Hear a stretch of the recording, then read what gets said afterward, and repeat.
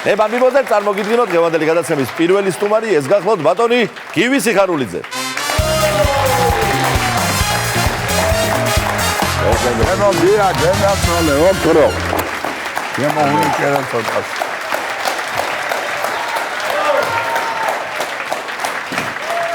მოგესალმები ბატონო გივი, დიდი მადლობა მომბრძანებისთვის. გაიხარე ძმაო, გაიხარე. ბატონო გივი, თქვენ დაბადების დღე გაქვთ 28 თებერვალს, ხო? დიახ. ანუ 29-ში არა, 28-ში. არა. 28-ში. რატო გითხულობ, იცით, აი ისე გამოიყურებით, რომ 4 წელიწადში ერთხელ რო აქვს ადამიანს დაბადების დღე. დაახლოებით იმას შეესაბამება. მადლობა, უფალო ამისთვის, მადლობა. ჩვენმა საზოგადოებამ მიცის, მაგრამ შევახსენებ, ვისაც შესაძლოა არ ახსოვს და ვეთქვი ჩვენს ახალგაზრდებს, რომ თქვენ იყავით სოლისტი, წევრი იმ ლეგენდარული თაობის სუხიშვილების ანსამბლისა, რომელმაც საოცარი გარღვევა მოახდინა და მართლა მთელს მსოფლიოს დაანახა ის დიდებულება, რაც ჩვენს ტრადიციულ ხელოვნებას, რაც ქართულ ქორეოგრაფიას აქვს და აი ამაზე მინდა გითხოთ, როგორ გაიხსენებდით იმ წლებს და როგორ დაიწყო თქვენი ეს გზა? მე მარტო ერთი რამე გავიხსენებ, მაგას აი პირველი რასაც ვიტყვი, რომ ნინო რამიშვილი ჩემთვის იყო იგივე დედა. და მას მე იმიტომ ერთი სტროფი დაუწერე ლექსი, ერთი სტროფი. მანამ იცოცხლებ ქალღმერთო ერის, სანამ ქართველი ცეკვავს და მღერის. აი ეს იყო ეს ქალი.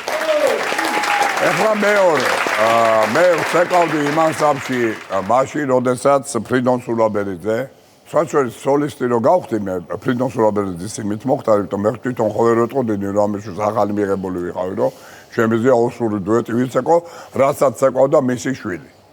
ო, ბატონო ზეგიზი თან საოცარ ცეკვავდა. საბერძნეთში ჯერ გამშინჯა, გამატარა და მე უცხო ნინო რამიშვილს და რო ვიცეკო ოსური დუეტი, ცხონებული ილიკო ეს უჭკვიანესი კაცი, უჭკვიანესი. ამოვარდა სცენაზე და ესე იძახდა, არიოლ შვილო, არიოლ. არწივი ხარ შვილო, არწივი და ჩამიხუტა გულში. და ანსამბლში რომ მივედი, ძალად მიმიყვანა ჯუმბერ ბერაძე არ მივდიო. ხო. მინდა იცოდეს თერმა მსოფლიო. რომ ნურცეთი ერი, ნურცეთი ქვეყანა. ზე პლანეტებიც კი, ნუ დაიტრაფახებენ იმას, რომ ვინმეს უნახია თავის ცხოვრებაში ესეთი უზადო მოცეკვავე, გენიოსი, ცეკვის გენიოსი, როგორიც იყო ფრიდონ სულაბერიძე. მართლა, ნამდვილად. ბატონო გივი, თქვენ კიდევ ერთ დიდ მოცეკვავესთან, ბატონ ომარ მხეიძესთან გქონდათ ურთიერთობა და მისი ცეკვა გენახავთ. ბატონ ომარზე რა სიტყვი? ომარს დაუწერე მე ესეთი ლექსი. როცა არწივი ზეცას ხაზავს მნება აშლილი, იმას მაგონებს ვაჟისაგან ხელი გაშლილი. რაილეთები ტანის ხევა ჩახვეული გადანაცკული, ქართული ცეკვა ჩქეფარე როგორც ალა დასტური. ქართულ ცეკვაში არ გეგონოთ მთავარია ფეხი გასმული. მოგრძალება ქალის მიმართ გონგადასული. აი ეს დაუწერე ომარს. არწივი იყო და ლომი. ბატონო გივი, იმ პერიოდში ხშირი არ იყო საგასტროლო მოგზაურობები, პირიქით ანსამბლები ამას მოკლებულები იყვნენ და სუხიშვილი ამ მხრივ გამონაკლისი იყო. ნუ ეხლა იმ პერიოდის გასწავლებზე გეტყვი ჯერ ესეთი აი რო ჩავედი, ჯერ ვიყავი ლათინურ ამერიკაში 1964 წელში. წარმოგიდგენია? ბრაზილია, ჩილი, პარაგვაი, ურუგვაი, კოსტა-რიკა, პანამა, სალვადორი, პერუ, კუბა. ესე იგი დავიმბედი პატარა ბიჭი ვარ, ბიჭო და მეთქი სადა ვარ ღმერთო ეს რა, ხო აზახარ. ხო და არ აქვს მნიშვნელობა რა ეროვნების ადამიანი ხარ. რაინდობას ეროვნება არ აქვს. რაინდა თუ დაიბადა ეროვნება მნიშვნელობა არ აქვს. მეორე. გემოვნებას ეროვნება არ გააჩნია. თელ მსოფლიოში ხუდებოდნენ როგორ იცი? ნუ ჩემ თავს მაშინ უთხარი პატარა ბიჭი ვიყავი და ვერასოდეს ვერ წარმოვიდგენდი რომ წერალი გავხდებოდი რაღაც არავითარი.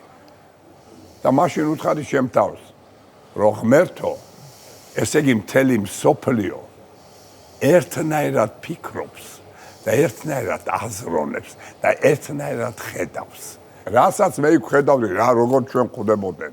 რანაირ ტაში, რანაირ ბრაოთი, რა ვიცი, ხუთაჯენ ლასკალის სენახო, რავი, დაიხურა, გაიღო, დაიხურა.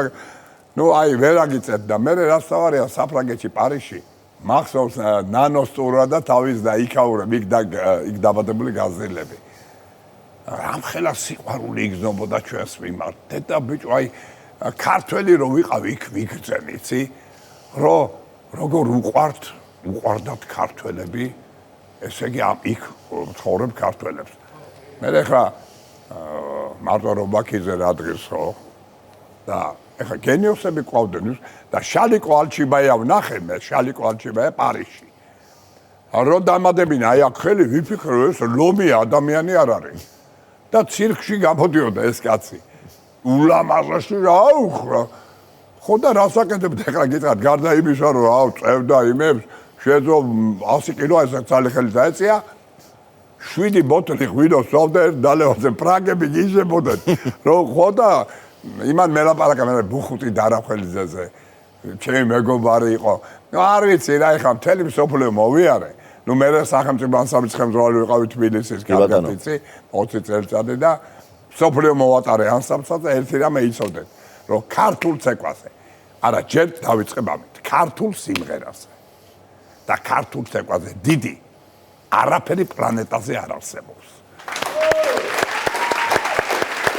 აი ხარეთ ბატონო გივი. და ოსების საპატივცემულოდ მინდა ვთქვა. ოსური ცეკვა ეს არის გრანდების ცეკვა. ოსურ ცეკვას ვადარებ მე თავისი ხიბლით არგენტინულ ტანგოს და ფლამენკოს. აი ამ დონის ცეკვა აქვს. ბატონო გივი.